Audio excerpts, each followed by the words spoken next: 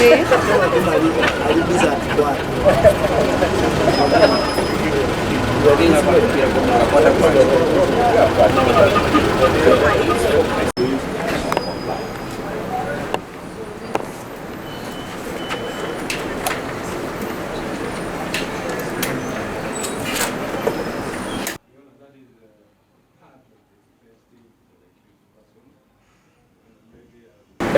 Chris Obore has filed an application for pay, which is already been given a number.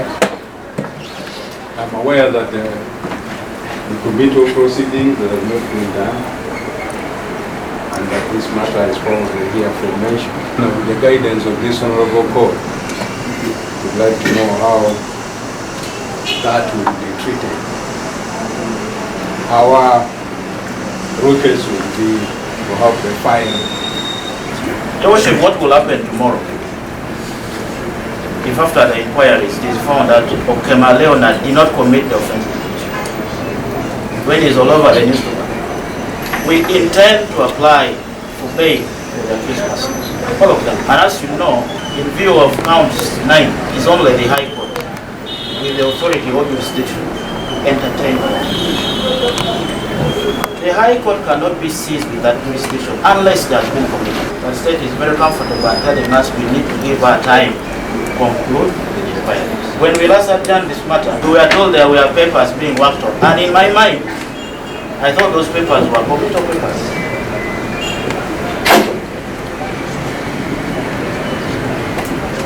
If there should be adjournment once again, and I hope my colleagues here will agree with me in unison, we will sit for a very short time.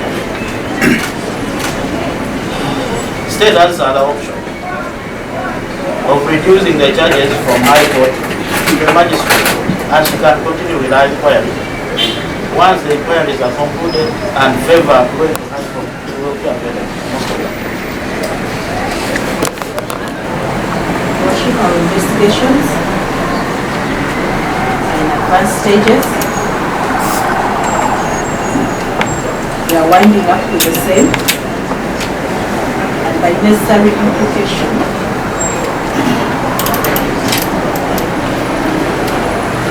the indictment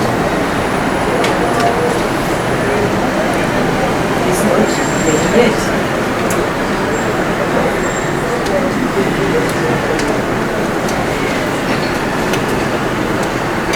This was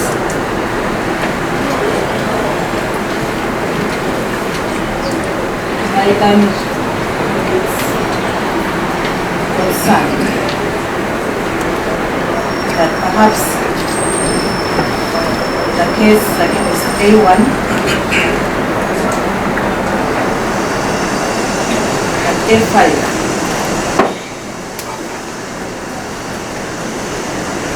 should be survived with the rest of the accused persons and handled independently.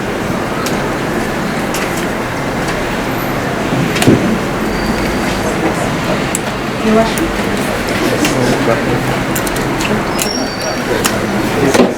Winding up with the same, and by necessary implication,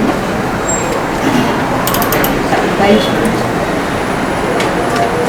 There's jurisdiction that I got. And we have a number of cases that have actually dealt with the issues that we find ourselves grappling with today. And then that file will be sent out. It will be there. So whenever this is committed, we'll find it. And for that reason, I cannot handle for A5. There are 3 charges. There are charges of embezzlement, causing financial loss, and laundering. Now, so one of the accused, actually 2 of the accused persons are not charged with money laundering. So what that means is that the magistrate's court has the jurisdiction to hear their case. Remember, if you look at the charge sheets from count number 1 to 8, those are cases that are triable by the magistrate's court. Then the last count, count 9, is the only one that is triable by the High Court. So there are accused persons who are on count 9 but not, and then there are those who are not there. So that's why counsel for A5 and 6 was praying with court to allow amendment, in which case A5 and A6 would be removed from the indictment we have, and then they would be tried separately by the magistrate's court. But they happen to be in the same file. Yes. So, but the court has said that's a matter that will be handled by the High Court. But of course, also the High Court has jurisdiction to try all matters. Seems like you expected to meet up today. It has met up. Like, is it right to say that DPP is delaying the proceeding? Well, in my own opinion, the case with which the accused persons are charged are very grave. So one would have expected that before they were brought to court, the inquiries were concluded. So once the inquiries were concluded, the committal papers should also now follow. It's unfortunate that we've appeared last time and we were told state was going to work on committal papers, but today it was not ready. That's why we were asking court not to allow adjournment on that basis. What the government is doing, fight against corruption, is the way to go. Uganda is rotten. We have so many thieves who steal with impunity. This is the way to go. But unfortunately, there are other people who are suffering for no good reason. Because what was happening in Parliament, the former Speaker was using some of the staff of Parliament in which she could wire money into the account of those staffs. After getting that money, you must carry all the sacks of money and hand it over to her without picking even 1,000 shillings. So they were just used like a conduit. So they are just suffering now for no good reason. For example, Okema Leonard, who was the principal personal assistant of her. It is true, some money was being wired in his account. And after getting the money, you carry all the money, you give to her. So now, let the government call the former speaker. The former speaker is the key suspect than allowing these people to suffer for no good reason. They were only being used by her just to gain her personal interest. So now, very many people are suffering because of her. So I pray that in the fight against corruption, let the principal come and be charged.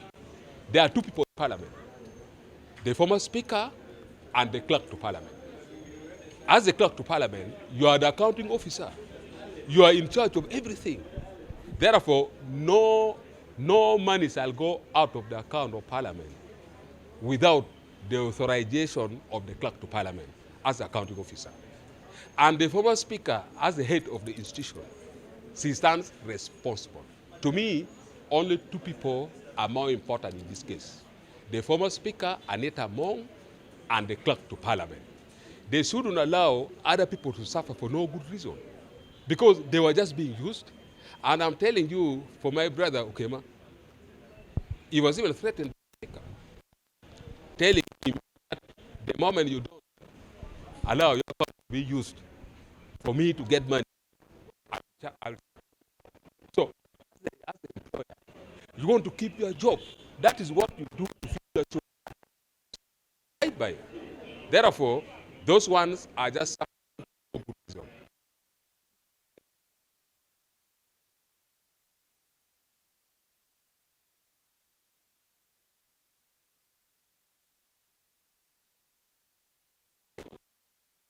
Continue fighting the corrupt. I'm telling you, Ugandans would love them the most. But they should not deviate by arresting the opposition, doing unnecessary things. Those things are useless. Let them concentrate in the fight against corruption. Ugandans would like them.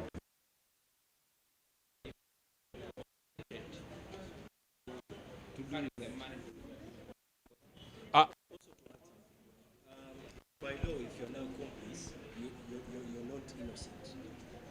You see, if they were used and like you alleged, and they did report whistleblower in that case, you can... My brother, you know, in Uganda as per now, there are no jobs. Once you are employed, and aware that parliament at least pays people fairly well, you have to pick the instruction from your boss. The moment the speaker says, please do A, B, C, D, you have no right to refuse because you want to keep your job. The moment you refuse, you'll be chased away. And I would like to tell you, the former speaker sent the message to Kema Leonard, the presidential secretary. She sent the message to him, telling him that if you refused, I will lay you off. I am happy that he has that message. The message shall be presented before the court of law. Therefore, much as we may blame other people, much as they may be the accomplices of the event, but really, you know, condition of this country, there are no jobs, you have to feed your children, and you are just forced to accept. And I'm telling you, the way money was being carried in Parliament, you couldn't believe. Some of us members of Parliament, we could just sit and hold our cheeks and see how things are moving. My brother, you see money being carried in sacks. If you go to Sacco, the money being withdrawn in 1 hour, about 4 billion in 1 hour by different people. You could see total nonsense going on in Parliament. For me to forward this file, once you file an application for bail, an independent file will be opened for the particular people that will file, depending on the time. It will be there. So whenever this is committed, it will find it. And for that reason, I cannot handle for A5 because that means High Court is handling bail here, I'm handling bail here, it's a mess. So yeah, regardless of A5, regardless of A5's charges, that's why he'll also need to file before the High Court, and it doesn't have to wait for committal. Okay. All right. So let's To address that concern. Counsel for A1, who says that he's ready to proceed with his bail application. Correct?